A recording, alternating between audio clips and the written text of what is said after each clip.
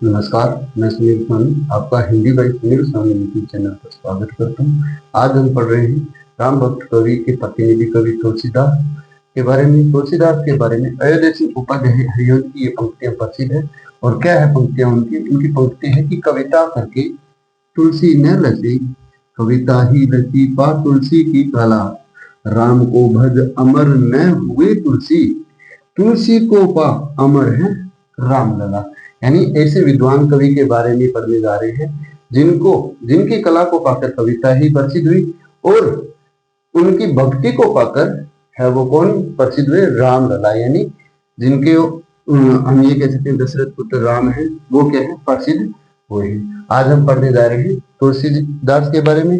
और तुलसीदास के बारे में क्या माना जाता है कि तुलसीदास जी है दास जी राम भक्त कवि के राम भक्त कवि धारा के प्रतिनिधि कवि माने जाते हैं। क्या माने जाते हैं? राम भक्त कवि धारा के प्रतिनिधि कवि हैं। आज हम इनके बारे में पढ़ने जा रहे हैं। तो आज हम पढ़ेंगे सबसे पहले तुलसीदास के जन्म निधन के बारे में। इनका जन्म कब हुआ, कहाँ हुआ, इनके बारे में हम पढ़ेंगे। तो चलिए शुरू करते हैं। तुलसीदास जी का जन्म। तुलसीदास जो क्या है, राम भक्त प्रतिनिधि कवि। क्या है ये? राम भक्त प्रतिनिधि, राम भक्त काव्य धारा किसके हैं? राम भक्ति काव्य धारा के प्रतिनिधि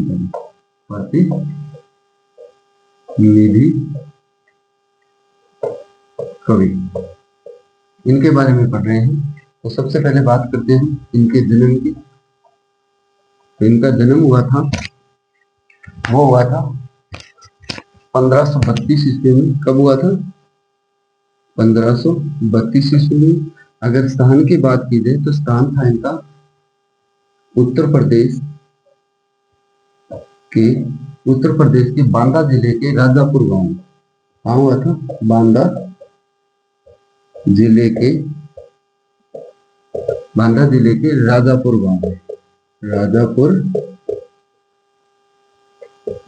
गांव। तुलसीदास जी के बारे में पढ़ रहे हैं। तो तुलसीदास जी का जन्म है वो 1532 ईस्वी में हुआ। कहाँ हुआ? जो माना गया वो है बांदा जिले के राजापुर गांव में। कहाँ हुआ था? तो बांदा जिले के राजापुर गांव में हुआ था। अब बात करते हैं, अनेक विद्वानों ने इनका जन्म है वो कहाँ माना है। सबसे पहले हम बात करते हैं गौरीशंकर की। गौरीशंकर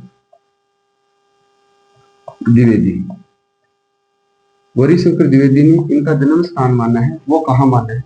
उन्होंने माना है जो इनकी रचना है वो रचना तो क्या है? सुकवि सरोज है। क्या है इनकी रचना? सुकवि सरोज में तुलसीदास जी का जन्म स्थान, तुलसीदास जी का जन्म स्थान सोरो माना है। क्या माना है? सोरो को माना है। कहाँ माना है? सोरो माना है। और इनकी रचना है वो कौन सी है? वो रचना है सुकवि सरोज। और जन्म स्थान कहाँ माना है? सोरो माना है। अब बात करते हैं इसकी रामनरेश त्रिपाठी की। तो रामनरेश त्रिपाठी ने कहाँ माना है? रामनरेश त्रिपाठी ने इनका जन्म स्थान माना है। वो भी इन्होंने भी कहाँ माना है? तो सोरो माना है। कहाँ माना है? सोरो माना है। ठीक। यानी तुलसीदास जी का जन्म स्थान सोरो मानने वाले तो कौन कौन है? गौरीशंकर द्विवेदी और रामनरेश त्रिपाठी। यानी तुलसीदास जी के जन्म के समय की बात है वो तो एकदम सही मान रहे हैं, 1532 ईस्वी मान रहे हैं। लेकिन इनके जन्म स्थान के लिए विद्वानों में थोड़ा सा मतभेद है। तो वो मतभेद क्या है? वो मतभेद ये है कि कुछ विद्वान जो मान्य कथन है वो तो क्या है? ये है मानक माना है ये तो। ठीक। उत्तर प्रदेश के बांदा जिले के राजापुर गांव में, क्योंकि ये एनसीईआरटी में भी मिलता है। आरटी में भी क्या मिलता है, बांदा जिले के राजापुर गांव में। और जो अन्य विद्वान है जैसे गौरीशंकर द्विवेदी और रामनाथ त्रिपाठी, गौरीशंकर द्विवेदी की जो रचना है सूकवि स्रोत, उसमें तुलसीदास जी का जन्म स्थान है वो सोरो माना है, और रामनाथ त्रिपाठी ने भी क्या माना है, सोरो ही माना है। अब बात करते हैं इनके निधन की। इनका निधन कब हुआ था उसकी बात करते हैं, तो निधन हुआ था इनका 1623 ईस्वी को। कब हुआ था, 1623 ईस्वी को। और कहाँ हुआ था, तो ये हुआ था काशी में। कहाँ हुआ था, निधन स्थान की बात करें तो वो कौन सा था, काशी था। यानी तुलसीदास जी के जन्म की बात होगी और निधन की बात होगी। अब निधन के ऊपर भी विद्वानों के अलग अलग मत हैं। तो सबसे पहले हम भक्तमाल की जो पंक्तियां हैं उनकी बात करते हैं। उसमें क्या दिया गया है, उन्होंने लिखा है संवत 1680 संवत 1680 अस्सी गंगा के तीर, अस्सी गंगा के तीर, अस्सी गंगा के तीर श्रावण शुक्ला, श्रावण शुक्ला, शुक्ला या शुक्ल, श्रावण शुक्ल सप्तमी, श्रावण शुक्ल सप्तमी तुलसी तजु शरीर, तुलसी तजु शरीर। ये जो कहा गया है, ये कहा गया है भक्तमाल में। इसमें कहा गया है, भक्त माल में कहा गया है। क्या कहा गया है कि संवत 1680 अति गंगा के तीर श्रावण शुक्ला सप्तमी तुलसी तजो शरीर, ये भक्तमाल में कहा गया है। अब बात करते हैं बेनी माधोदास की। तो बेनी माधोदास ने क्या बताया है, बेनी माधोदास ने बताया है जो यहाँ पर श्रावण शुक्ला सप्तमी है, इसकी जगह उन्होंने केवल इतना ही बताया है कि श्रावण शुक्ला सप्तमी के स्थान पर क्या बताया है, श्रावण शुक्ला सप्तमी के स्थान पर श्रावण कृष्ण, श्रावण कृष्ण या श्रावण कृष्ण, कृष्ण तीज, क्या माने हैं, तीज, और वार बताया है शनि। ये किसने बताया है, ये बताया है बेनी माधोदास ने। और बेनी माधोदास की रचना कौन सी है, ये बात बताने वाले कौन है, तो बेनी माधोदास है। बेनी माधोदास जिनकी रचना है मूल गोसाई चरित्र। किसने बताया इन्होंने, मूल गोसाई चरित्र में। यानी हम बात कर रहे हैं तुलसीदास जी की। तुलसीदास जी का जन्म है वो 1532 ईस्वी में। स्थान है उत्तर प्रदेश के बांदा जिले के राजापुर गांव में। गौरीशंकर द्विवेदी है वो, इनके जन्म स्थान बांदा जिले के राजापुर गांव ने मानकर क्या माना उन्होंने, अपनी रचना सूकवि सरोज में सोरो माना है। और रामनाथ त्रिपाठी ने भी सोरो ही माना है। और निधन की बात करते हैं, इनका निधन 1623 ईस्वी काशी में हुआ। ये तो क्या है, मानक है, मानक है। इसके अलावा हम बात करते हैं भक्तमाल, और भक्तमाल की रचयिता कौन है, नाभादास है। कौन है, नाभादास। और नाभादास ने क्या बताया है कि संवत 1680 अस्सी गंगा के तीर, गंगा नदी के किनारे श्रावण शुक्ला सप्तमी तुलसी तजो शरीर, यानी श्रावण महीने की शुक्ल सप्तमी को तुलसीदास जी ने अपना शरीर को त्याग दिए, भक्तमाल में बताया गया है। और इसकी जगह, यानी समय तो यही मान रहे हैं 1680, संवत 1680 ही मान रहे हैं, लेकिन श्रावण शुक्ल सप्तमी की जगह इन्होंने क्या माना है, श्रावण शुक्ल सप्तमी के स्थान पर श्रावण शुक्ल कृष्ण तजी तीज शनि माना है। यानी इनका शनि क्या माना है इन्होंने, श्रावण शुक्ल कृष्ण तीज शनि को माना है। और ये किसने कहा गया, किसने कहा है, बेनी माधोदास ने कहा है। और रचना कौन सी इनकी, मूल गोसाई चरित्र है। ये था तुलसीदास के जन्म और निधन के बारे में। अब हम बात करते हैं इनके माता पिता के बारे में। इनकी माता कौन थी और इनके पिता कौन थे, तो उनके बारे में हम पढ़ेंगे। अब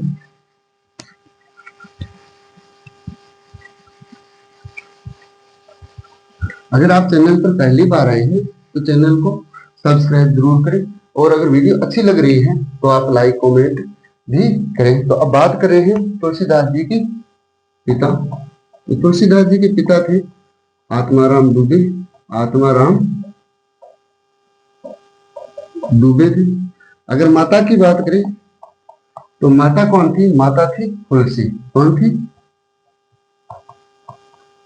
तुलसी। और अब बात करते हैं गुरु की। तो गुरु की बात करें तो गुरु थे इनके, जैसे सबसे पहले बात करते हैं शिक्षा गुरु, यानी जिनको इनको शिक्षा दी थी, शिक्षा गुरु। शिक्षा गुरु थे शेष सनातन। कौन थे? शेष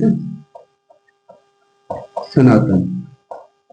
ठीक। और इसके बाद अगर हम बात करते हैं जो दीक्षा, यानी इनको दीक्षा जैसे आध्यात्मिक की ओर लेकर जाने वाले कौन थे? तो दीक्षा गुरु की बात करते हैं। तो दीक्षा गुरु कौन थे? तो दीक्षा गुरु थे नर हरिदास। कौन थे? नर हरिदास, जिन्हें क्या कहा जाता है? नर हरियानंद भी कहा जाता है। नर हरियानंद कहा जाता है। तो ये थे तुलसीदास जी की माता पिता और गुरु की बात हमने कर ली। अब बात करते हैं इनकी। तो जो तुलसीदास के पिता के बारे में एक कथन और भी आता है। वो कथन क्या आता है? वो आता है कि एक विद्वान है बाबा रघुवर दास। कौन है? अगर हम बात करें तुलसीदास के पिता के बारे में तो बाबा रघुवर दास क्या बताते हैं? बाबा रघुवर दास ने तुलसीदास जी के पिता का नाम मुरारी, क्या माना है? मुरारी मिश्र माना है। क्या माना है? मुरारी मिश्र माना है। यानी किसकी बात कर रहे हैं हम? तुलसीदास जी की बात करें, तुलसीदास जी पिता की बात करें, मानक कथन तो क्या है? आत्माराम दुबे है। लेकिन बाबा रघुवर दास है वो कह रहे हैं कि तुलसीदास जी के पिता का नाम मुरारी मिश्र है। और माता कौन थी? तुलसी थी। गुरु कौन थे? से सनातन और नरहरि दास थे। ठीक। अब बात करते हैं इनकी पत्नी की। तो पत्नी कौन थी? तो रत्नावली थी। रत्नावली कौन थी? रत्नावली थी। और अगर हम बात करते हैं इनके ससुर यानी रत्नावली के पिता का नाम, तो ये किसकी कन्या थी? रत्नावली की कन्या थी दीनबंधु पाठक की। इनकी दीनबंधु पाठक की कन्या। रत्नावली कौन थी? तो दीनबंधु पाठक की कन्या थी, जिनके साथ तुलसीदास जी की शादी हुई थी। इनका एक पुत्र भी था। इनका एक पुत्र भी था जो 5 वर्ष की आयु में ही इनका देहांत होता है, हो जाता है। तो उनका नाम था तारापति। क्या नाम था? तारापति, जिनका बालपन में ही हम ये कह सकते हैं बचपन में ही इनका देहांत हो जाता है। ये तुलसीदास जी की माता पिता गुरु पत्नी और पुत्र की बात होगी। अब बात करते हैं तुलसीदास जी का जन्म किस नक्षत्र में हुआ, उनकी बात करते हैं। तो तुलसीदास जी का जो जन्म है वो अभुक्त मूल नक्षत्र में हुआ। और इनके जन्म के समय इनकी जो अवस्था थी वो 5 वर्ष के बच्चे के समान थी। तो तुलसीदास जी का जन्म, तुलसीदास जी का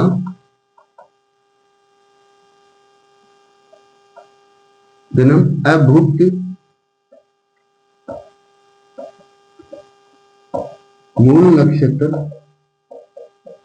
अभुक्त मूल नक्षत्र में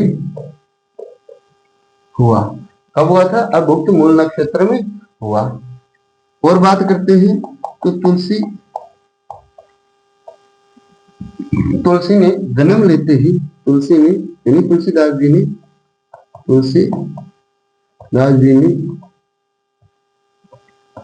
जन्म लेते ही राम शब्द का उच्चारण किया था। किसका किया था? राम शब्द का उच्चारण किया था, जिसके कारण इनका बचपन का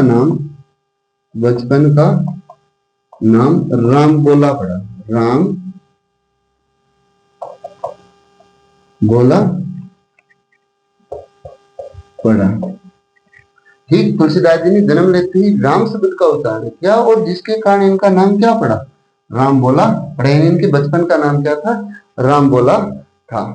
और जन्म के समय तुलसीदास जी जन्म के समय समय तुलसीदास जी जन्म के समय 5 वर्ष के बालक के समान थे और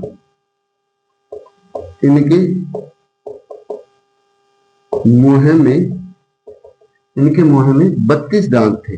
कितने दांत थे, 32 दांत थे। तुलसीदास जी का जन्म के समय इनकी जो अवस्था थी वो कैसी थी, 5 वर्ष के बालक के समान थी और इनके मुंह में 32 दांत थे। और जो तुलसीदास जी के माता पिता है, तुलसीदास जी के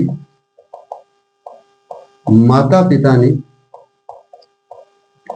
किसी अनहोनी के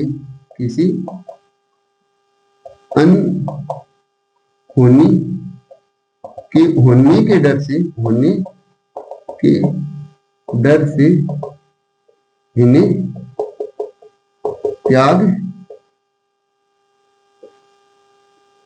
दिया था। तुलसीदास जी का पालन पोषण मुनिया नामक दासी ने किया था। तुलसीदास जी का जो पालन पोषण है वो किसने किया था, मुनिया नामक दासी ने किया था।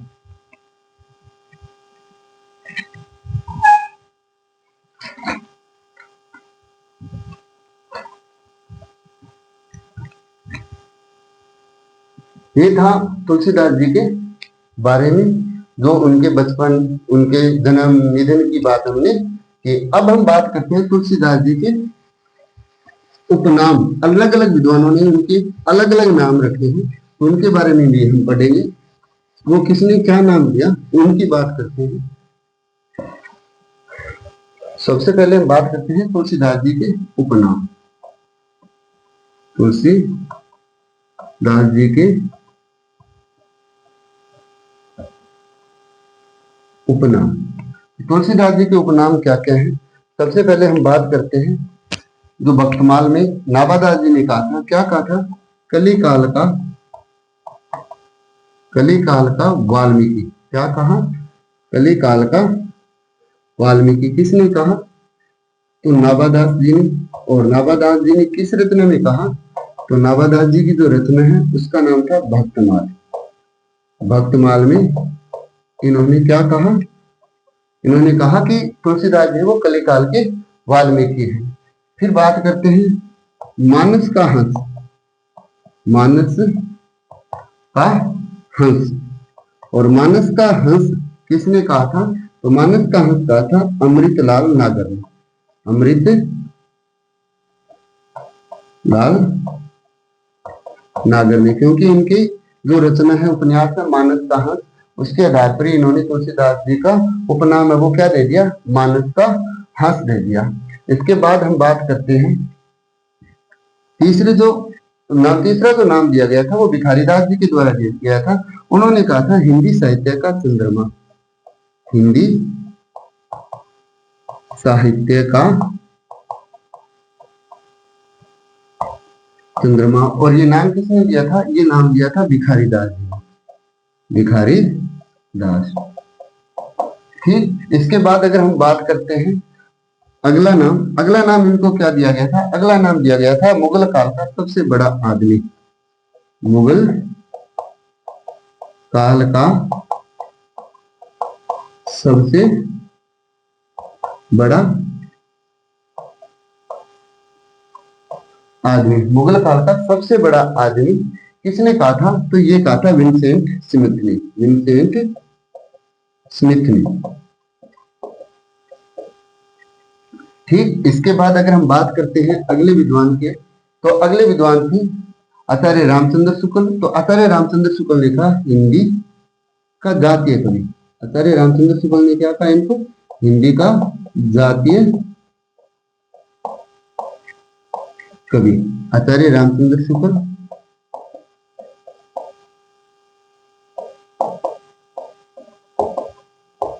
रामचंद्र शुक्ल, और इनके साथ एक विद्वान और भी आते हैं जिनका नाम है रामविलास शर्मा। क्या नाम आता है? रामविलास शर्मा। रामविलास शर्मा ने भी इनको क्या कहा है? हिंदी का जातीय कवि कहा है।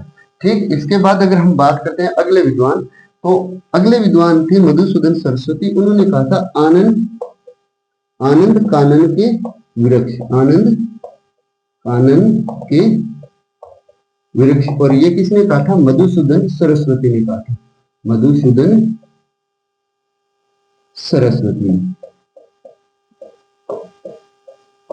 ठीक, इसके बाद अगर हम बात करते हैं अगले विद्वान जो थे गिरियर्सन। और गिरियर्सन ने क्या कहा था इनको? तो गिरियर्सन ने कहा था तुलसी को गौतम बुद्ध के बाद भारत के सबसे बड़े लोकनायक। क्या कहा था गिरियर्सन ने? तो गौतम बुद्ध के बाद, गौतम बुद्ध के बाद भारत के सबसे बड़े लोक नायक। और ये किसने कहा था? तो जॉर्ज अब्राहम गिरियर्सन ने। George Abraham